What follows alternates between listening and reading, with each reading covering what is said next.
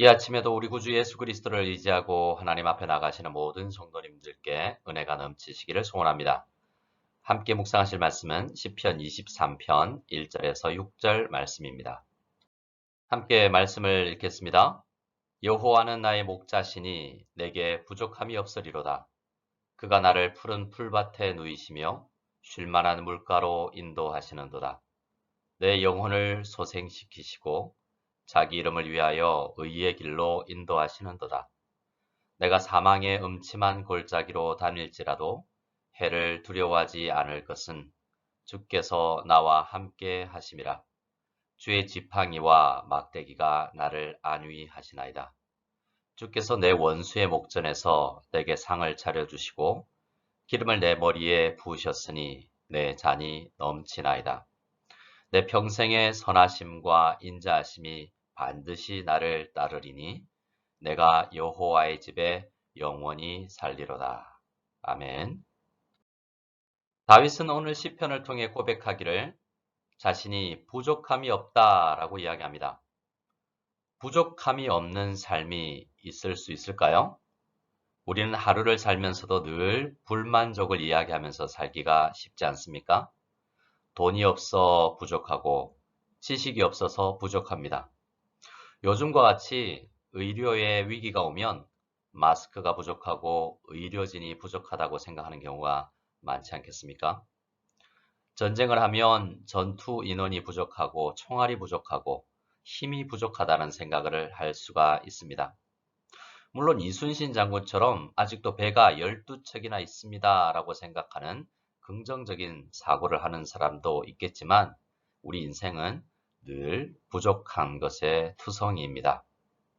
건강이 없고 시간이 늘 부족합니다. 배우자가 나에게 주는 사랑이 부족하다라고 생각을 할 때도 있겠죠.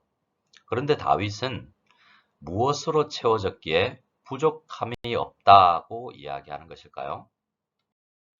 우선 다윗의 필요를 채우시는 분이 있음을 봅니다. 그분은 여호와 하나님입니다.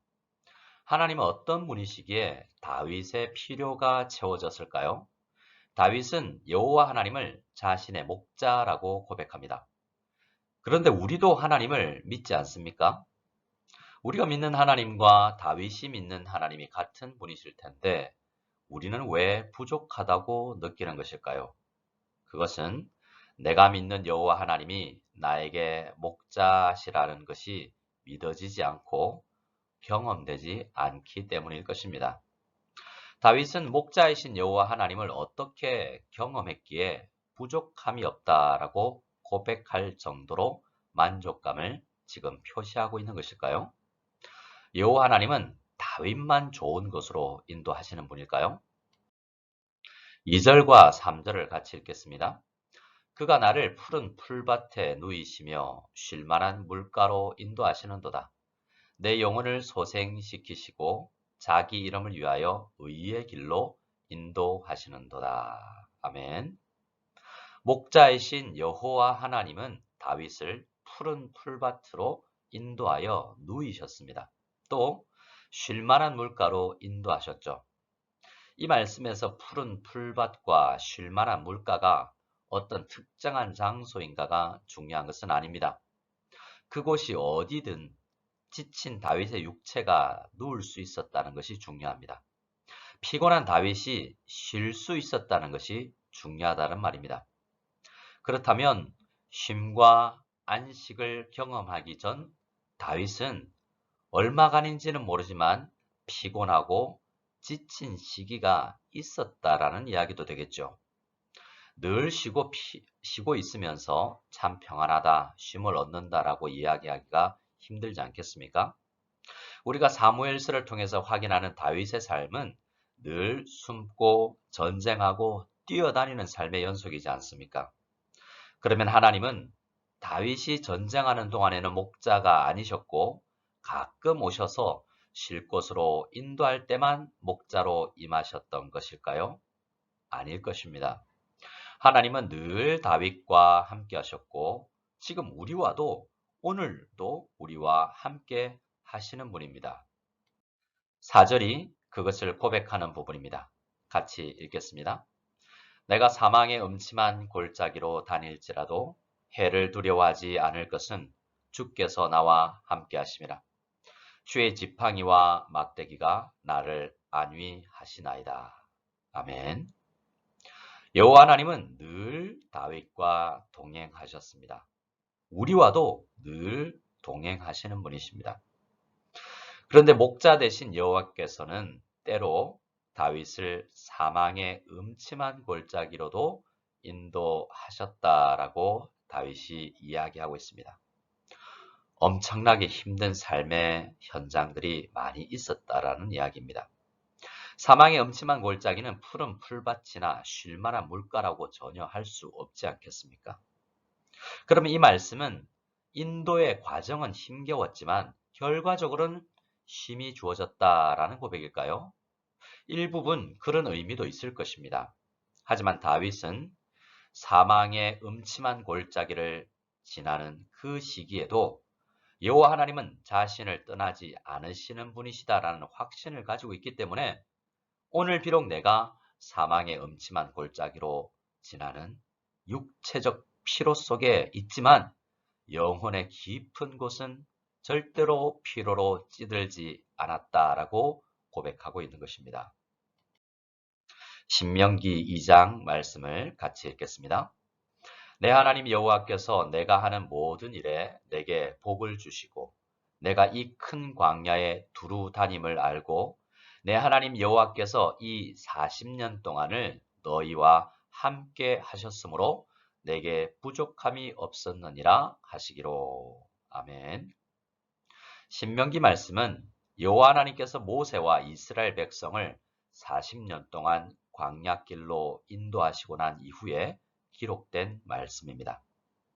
모세는 지금 지난 40년을 뒤돌아보며 하나님, 여호와 하나님께서 이 40년 동안 함께 하셨으므로 이스라엘이 나 자신이 부족함이 없었다라고 고백하고 있는 것입니다. 그 40년은 우리가 아는 것처럼 물이 부족하고 음식의 종류가 너무나 단조로워서 음식으로 위로를 얻기가 너무나 힘든 시간들이었습니다. 그들이 살았던 이집트에 비하면 옷이나 문화생활도 충분하지 않았습니다. 당연하지 않겠습니까? 그렇기 때문에 우리는 모세나 다윗이 고백하는 이 부족함이 없음이 음식이나 문화생활로 채워졌음이 아닌 것을 알 수 있습니다. 국가가 강력한 지도력과 군사력이 있기 때문에 주어지는 그러한 만족감이 아니라는 사실을 깨닫게 되는 것입니다. 5절 말씀을 보면 다윗은 얼마 전까지 원수와 전쟁터에서 싸움을 싸웠던 군인의 신분임을 알 수가 있죠. 그 싸움의 현장에서도 하나님께서 다윗과 함께 하셨고 결국 다윗은 하나님께 상을 받게 됩니다. 그 처절한 싸움이 전혀 헛된 것이 아님을 하나님께서 알게 해주셨다라는 것입니다. 우리도 인생을 살면서 싸움을 싸웁니다. 원수가 우리를 삼키려고 합니다.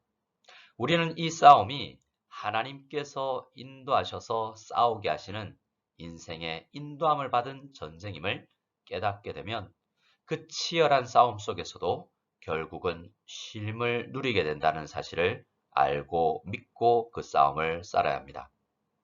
우리에게는 어떤 싸움이 있습니까?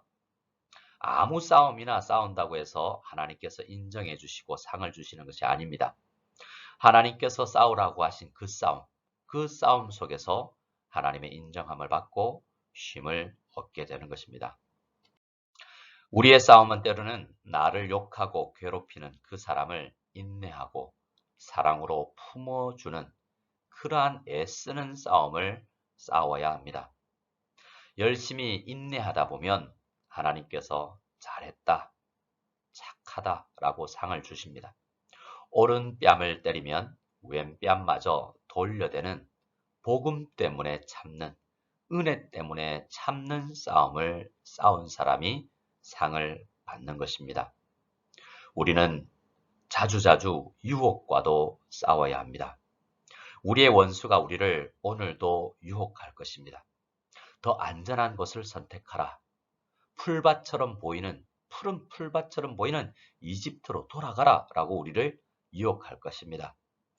그러나 우리는 비록 먹을 것이 부족한 광야를 선택하는 그러한 믿음의 싸움을 싸워야 합니다.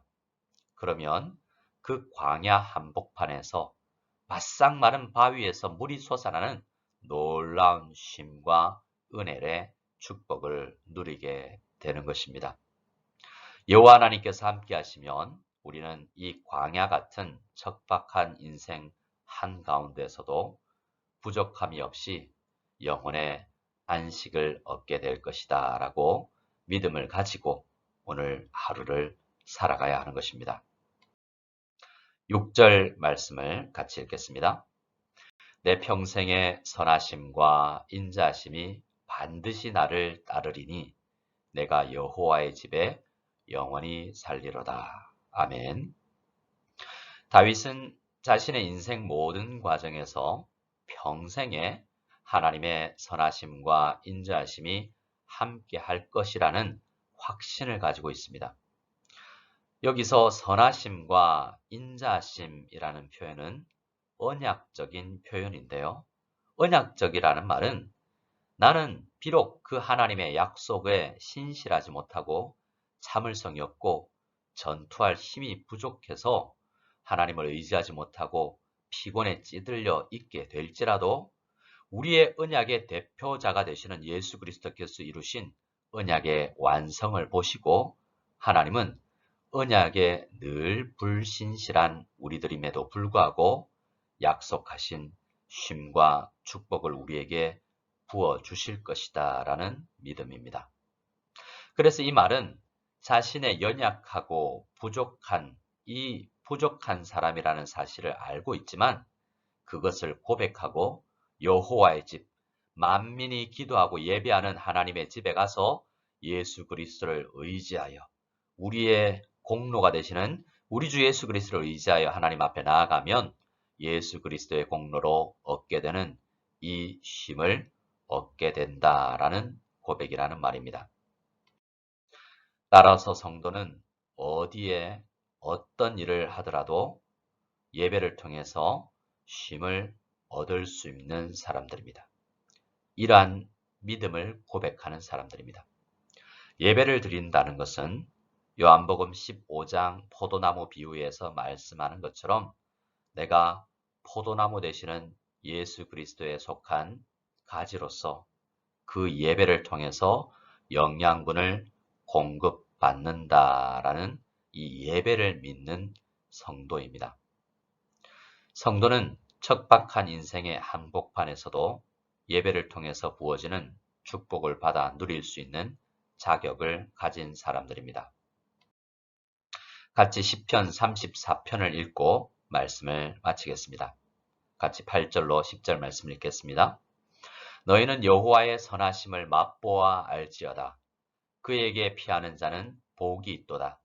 너희 성도들아 여호와를 경외하라. 그를 경외하는 자에게는 부족함이 없도다. 젊은 사자는 궁핍하여 줄일지라도 여호와를 찾는 자는 모든 좋은 것에 부족함이 없으리로다. 아멘.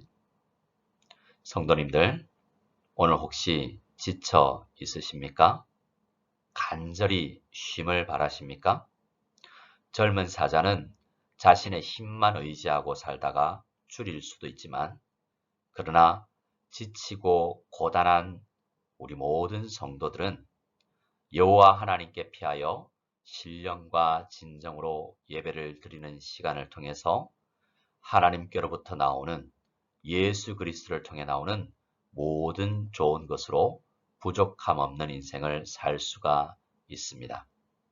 그 선하신 그 놀라운 은혜를 깨닫지만 말고 오늘 말씀처럼 맛보아 알 수 있는 모든 성도님들이 되시기를 간절히 소원하고 축복합니다. 우리 다 같이 주기도문으로 예배를 폐하겠습니다. 하늘에 계신 우리 아버지여, 이름이 거룩히 여김을 받으시오며 나라가 임하시오며 뜻이 하늘에서 이루어진 것 같이 땅에서도 이루어지이다. 오늘 우리에게 일용할 양식을 주시옵고 우리가 우리에게 죄 지은 자를 사하여 준 것 같이 우리 죄를 사하여 주시옵고 우리를 시험에 들게 하지 마시옵고 다만 악에서 구하시옵소서. 나라와 권세와 영광이 아버지께 영원히 싸움나이다. 아멘.